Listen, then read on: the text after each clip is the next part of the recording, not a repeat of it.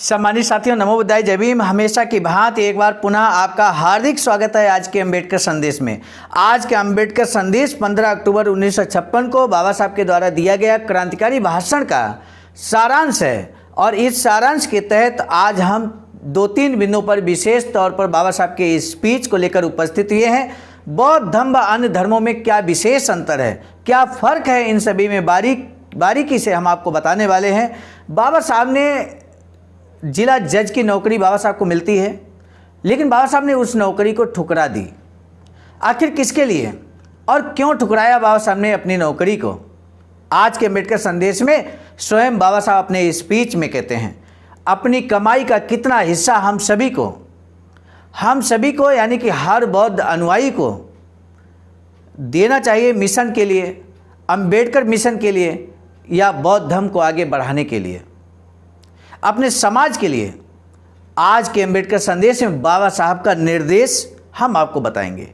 सम्मानित साथियों, आज का अम्बेडकर संदेश 15 अक्टूबर 1956 को दिया गया बाबा साहब का क्रांतिकारी भाषण का ही हिस्सा है और अंतिम भाग है।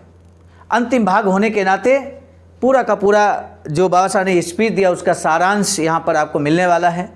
बिना विलंब के आज के अम्बेडकर संदेश को हम शुरू करने जा रहे हैं, लेकिन उससे पहले हम आपको बता दें आज का अम्बेडकर संदेश हम लेकर उपस्थित ये हैं बाबा साहब डॉक्टर अम्बेडकर संपूर्ण वाङ्मय खंड 40 से पेज नंबर 458 से 459 तक। आइए शुरू करते हैं आज का अम्बेडकर संदेश एक निवेदन के साथ। अगर आपने अभी तक हमारे इस चैनल आवाज़ का ऑफिशियल को सब्सक्राइब नहीं किया है तो चैनल को बेल आइकन के साथ सब्सक्राइब जरूर कर लें। इसी निवेदन के साथ आइए देखते हैं आज का अम्बेडकर संदेश। बौद्ध धर्म की नींव क्या है? बाबा साहब कहते हैं बौद्ध धर्म की नींव क्या है? अन्य धर्मों में और बौद्ध धर्म में बहुत फर्क है।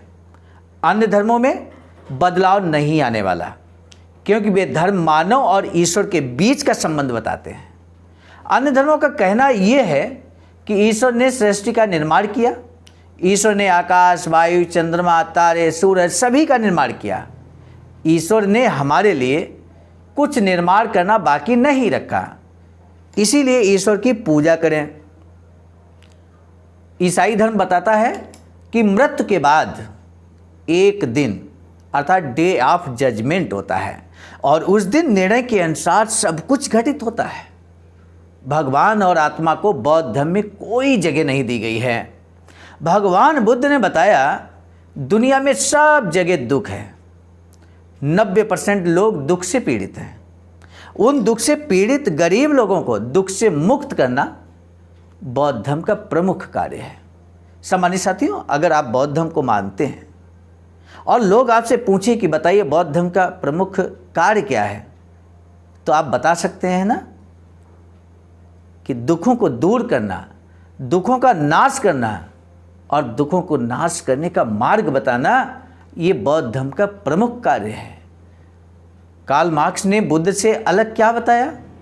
भगवान बुद्ध ने जो बताया वो आड़े तिरछे तरीके से नहीं बताया। और भाइयों, मुझे जो कुछ कहना था मैंने कह दिया। ये धर्म सभी तरह से परिपूर्ण है, उसमें कहीं कोई लांछन नहीं है। हिंदू धर्म का जो सिद्धांत है उससे उत्साह पैदा नहीं हो सकता। हजारों सालों से कल परसों तक हमारे समाज से एक भी व्यक्ति ग्रेजुएट या विद्वान नहीं बन पाया था। कहने में मुझे हर्ज नहीं होता कि हमारे स्कूल में झाड़ू लगाने का काम एक महिला करती थी। वह मराठा थी, वह मुझे नहीं छूती थी, यानी कि सफाई कर्मचारी भी बाबा साहब को नहीं छूता था। सम्मानित साथियों, बाबा साहब अनुभव बताते अपना। कहते मेरी माँ मुझे बताती कि बड़े लोगों को मामा कहा करो, पोस्टमैन को मैं मामा कहता था।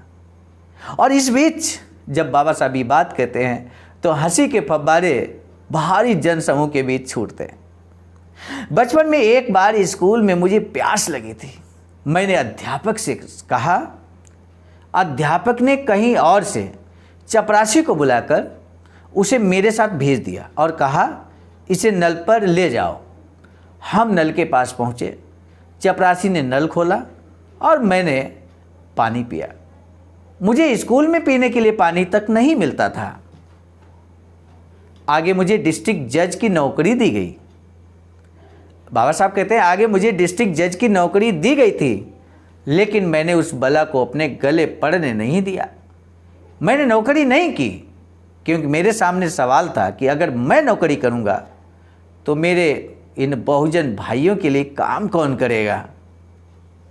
हम सभी के लिए आज हम सभी जिस मान सम्मान स्वाभिमान के साथ जीवन व्यतीत कर रहे हैं, राजनीति में ऊंचाइयों को छू रहे हैं, नौकरी पेशा में बढ़ चढ़कर प्रतिनिधित्व हो रहा है, सामान्य साथियों देन किसकी है? किसने त्याग किया इस बात के लिए कि हमारी आने वाली जनरेशन बेहतर भविष्य का निर्माण कर सके? किसने त्याग किया? किसी और ने नहीं, बाबा साहब डॉक्टर भीमराव अंबेडकर ने समर्पण किया। वो सोचते थे कि आने वाली जनरेशन इन कठिनाइयों में जीवन व्यतीत न करे। हम क्या सोचते हैं? क्या हम आने वाली जनरेशन के बारे में सोचते हैं?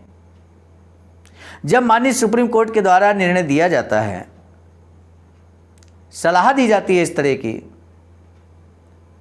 समाज को बांटने की बात की जाती है, आरक्षण पर कुठाराघात किया जाता है, तो आने वाली जनरेशन को जब आरक्षण प्रतिनिधित्व नहीं मिलेगा तो क्या हम पुरानी स्थिति में नहीं चले जाएंगे? इस बात को समझने की आवश्यकता है। वर्तमान पीढ़ी पर एक बहुत बड़ी जिम्मेदारी है कि बाबा साहब के द्वारा दिए गए सारे अधिकारों को सुरक्षित रखने की जिम्मेदारी किसकी है? हम सभी ने अगर लाभ लिया है बाबा साहब के संवैधानिक अधिकारों का, तो हम सभी की ये जिम्मेदारी है कि हम आने वाली जनरेशन के लिए, उनके बेहतर कल के लिए बाबा साहब के इन अधिकारों को का संरक्षण करें। बाबा साहब आगे कहते हैं, निजी तौर पर मेरे लिए कोई बात असंभव नहीं है। तालियां होती हैं। आपके सिर पर वैश्य, क्षत्रिय, ब्राह्मण, इस प्रकार जो रचना है वो कैसे टूटेगी? ये असली सवाल है। इसलिए इस धर्म का सभी प्रकार का ज्ञान आप लोगों को करवाना मेरा कर्तव्य है। मैं किताबें लिखकर आपकी आशंकाएं दूर करूंगा, ज्ञान की पूर्णावस्था तक आप लोगों को ले जाने की पूरी कोशिश करूंगा। कम से कम आज आपको मुझ पर विश्वास रखना होगा। हालांकि आप लोगों पर भी बहुत बड़ी जिम्मेदारी है। आपके बारे में लोगों को आदर महसूस हो, सम्मान महसूस हो, इस प्रकार आपके कार्य होने चाहिए। इस धर्म के रूप में हम अपने गले में एक लाश बांध रहे हैं, ऐसा ना सोचें। बौद्ध धर्म के नज़रिए से फिलहाल भारत की भूमि शून्यवत है, इसीलिए हमें श्रेष्ठ तरीके से धर्म का पालन करने का निश्चय करना होगा। महान लोगों ने इस धर्म को निंदाजनक हालत तक पहुंचाया, ऐसा नहीं होना चाहिए। इसीलिए आपको निश्चय करना होगा कि अगर हम ये कर सकें तो अपने साथ अपने देश का, इतना ही नहीं दुनिया का उद्धार करेंगे। बहुत बड़ी बात बाबा साहब कहते हैं क्योंकि बौद्ध धर्म के कारण ही दुनिया का उद्धार होने वाला है। दुनिया में जब तक न्याय नहीं मिलता तब तक शांति नहीं रहेगी। ये नई राह है वो जिम्मेदारी भरी है। हमने संकल्प लिया है, कुछ इच्छा पाली है। युवकों को ये बात ध्यान में रखनी होगी, वे केवल पेट पालने वाले न बने। सम्मानित साथियों, जब बात ये बाबा साहब कहते हैं कि युवकों की बात ध्यान रखनी होगी, वे केवल पेट पालने वाले न बने, तो क्या ये बात हम पर लागू नहीं होती? ये मत सोचिएगा। ये बात जो बाबा साहब ने कही है, वहाँ जनसमूह जो उपस्थित है उससे तो कही है, हम सभी युवाओं से कही है, वर्तमान पीढ़ी से कही है कि हम केवल पेट पालने वाले न बने। अपनी कमाई का कम से कम 20वां हिस्सा इस कार्य के लिए दें, ऐसा आश्वासन दें। बहुत महत्वपूर्ण बात बाबा साहब ने यहाँ पर कही है मेरे साथियों। ये बाबा साहब के जीवन का कुछ अंतिम भाषणों में से एक भाषण है, क्योंकि आपको मालूम है 15 अक्टूबर 1956 का भाषण है। 6 दिसंबर 1956 को बाबा साहब हमारे बीच नहीं रहते हैं। अंतिम भाषणों में से एक भाषण है। बाबा साहब ने ये जिम्मेदारी दे दी कि अपनी कमाई का कम से कम 20वां हिस्सा हमें इस कार्य के लिए सौंपना होगा। ऐसा आश्वासन दीजिए मैं इस काम के लिए दूंगा, ऐसा वे निश्चय करें। मैं सबको साथ लेकर चलना चाहता हूँ। तथागत बुद्ध ने पहले कुछ व्यक्तियों को दीक्षा दी। उन्होंने आदेश दिया कि इस धर्म का प्रसार कीजिए। जब भगवान बुद्ध ने सबसे पहले 5 भिक्षुओं को दीक्षा दी, सारनाथ में ज्ञान दिया उन्हें, जो बाबा तथागत बुद्ध को ज्ञान प्राप्त हुआ था, तो उन्हें आदेश देते हुए भगवान बुद्ध कहते हैं कि धर्म का प्रसार कीजिए।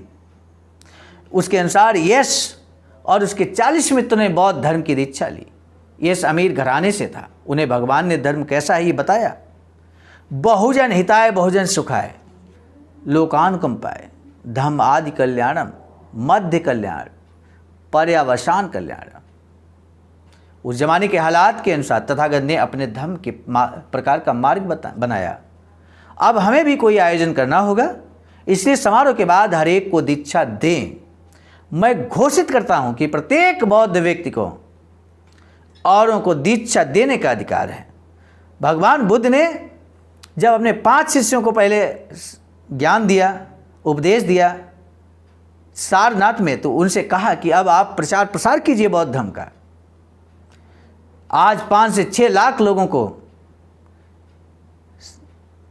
बाबा साहब ने नागपुर की भूमि पर बौद्ध धर्म दीक्षा ग्रहण कराया।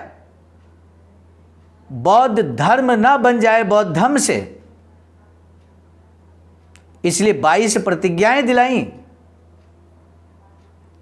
तब बाबा साहब कहते हैं कि आप बौद्ध बनने के बाद आप सभी को यह अधिकार है कि आप स्वयं दीक्षा, बौद्ध धर्म की दीक्षा दे सकते हैं।